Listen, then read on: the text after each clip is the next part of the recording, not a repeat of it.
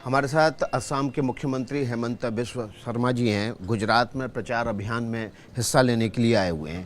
ये कहा जा रहा है विपक्ष की तरफ से कि कॉरपोरेट बम्बिंग हो रही है। ऐसी क्या ज़रूरत है बीजेपी को यहाँ पर? क्या बीजेपी चुनाव में फंसी हुई है जो देश भर के नेता आ रहे हैं चुनाव प्रचार के लिए? चुनाव प्रसार के लिए तो गुजरात में हर लोग आते हैं कि इसलिए गुजरात से सीख लेता है कि आगे जाके अपना प्रदेश में कैसे प्रसार करना है। तो इसीलिए मैं कल सारे मेरा जितना सभा हुआ सब में मैंने बोला कि गुजरात में मेरा वो दुस्साहस नहीं है कि लोगों को आके बोलो कि बीजेपी को वोट दो, लेकिन मैं इसलिए आया हूँ कि आप लोग का जो मनोबल, आप लोग का जो टॉप और आप लोग का जो समर्पण, वो मैं कुछ सीखूं और आसाम से उसको लेके जाऊं। राहुल गांधी गुजरात आने वाले हैं। कांग्रेस के कार्यकर्ताओं में उत्साह का माहौल है। इस बार आएंगे वो राहुल गांधी, तो निश्चित रूप से बीजेपी के लिए मुश्किल खड़ी कर देंगे। मतलब अभी वो आएगा और अभी उत्साह है, फिर चुनाव भी है साथ में, तो ऐसे तो कोई मतलब मैंने तो सुना नहीं है। अगर कोई चुनाव के लिए आते हैं वो 3 महीना 4 महीना पहले से ही आते हैं।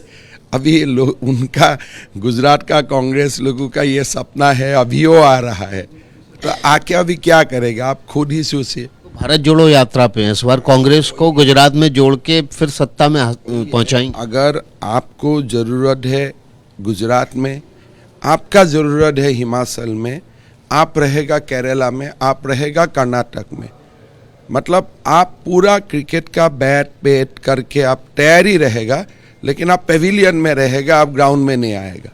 मेधा पाटकर कल उनके साथ भारत जोड़ो यात्रा में दिखाई दी। आज नर्मदा का पानी, नर्मदा का जल गुजरात का हर जगह में है। पूरा जो यहाँ का किसान का समस्या था वो समस्या दूर हो गया। मेधा पाटेकर ने इतना दिन तक वो प्रोजेक्ट का खिलाफ किया, प्रोजेक्ट को रुकवाने का कोशिश किया। कौन सा फॉरेन फंडिंग से वो ऐसा काम किया था भारत का विकास रुकवाने के लिए? ये सारे मुद्दा अभी लोगों का दिमाग में है। तो जितना जितना मेधा पाटेकर और राहुल जी एक साथ घूमता है गुजरात में, हमारा 2 साल वोट और बढ़ जाते हैं। तो इसलिए दोनों को मेरा शुभेच्छा है, थोड़ा और एक साथ घूमिए।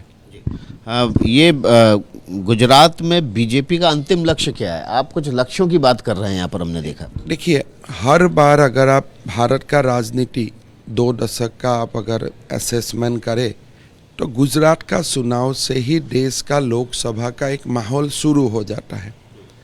अभी हम लोग एकदम गुजरात का चुनाव हो जाएगा, फिर 4-5 स्टेट का चुनाव है, फिर लोकसभा है। हमारा जो बड़ा लक्ष्य है कि गुजरात में हम लोगों का ऐसा एक बड़ा विजय का अपेक्षा है जिससे प्रधानमंत्री नरेंद्र मोदी तीसरा बार प्रधानमंत्री बनना चाहिए। ये मूड एक देश में सेट हो जाए। तो आप ये कह रहे हैं कि नींव जो है वो गुजरात में ही रखी जाएगी उनकी तीसरी बार? हमेशा बीजेपी के लिए जो भी होता है, भारत माँ के लिए जो भी होता है, गुजरात से ही होता है।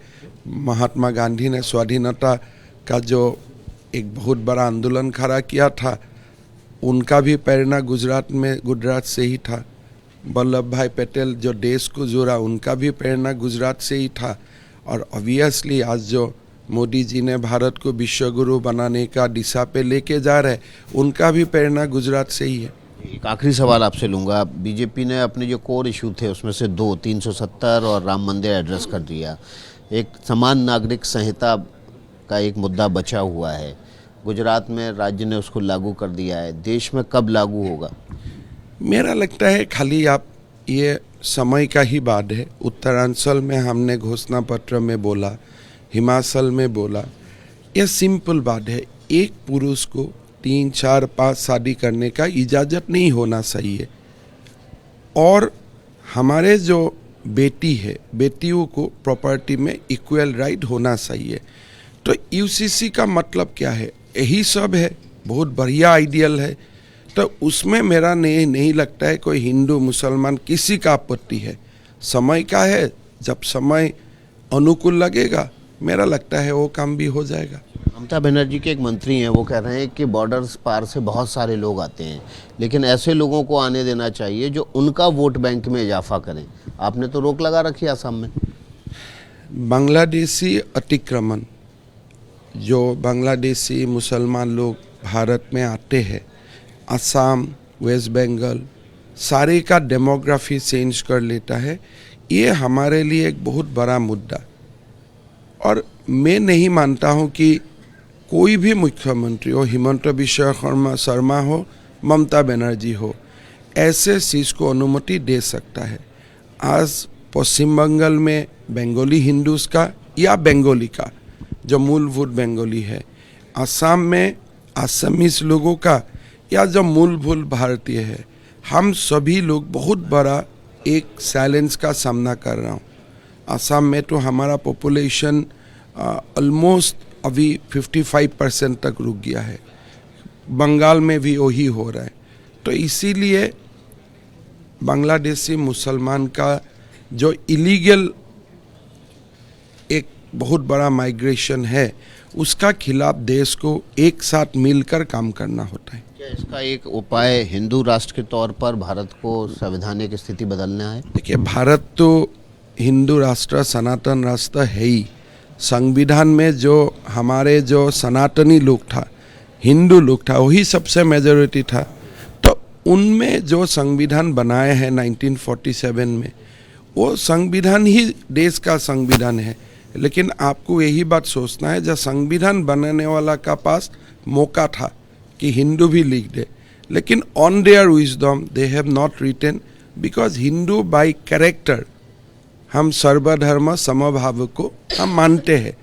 लेकिन इसका मतलब ये नहीं है कि भारत 1947 से शुरू हुआ है। भारत 5000 वर्ष से भारत का शुरुआत हुआ था। तो भारत बोलने से हिंदू संस्कृति ही भारत है। लेकिन क्या अब वक्त आ गया है कि वो संविधान में हिंदू जोड़ दिया जाए?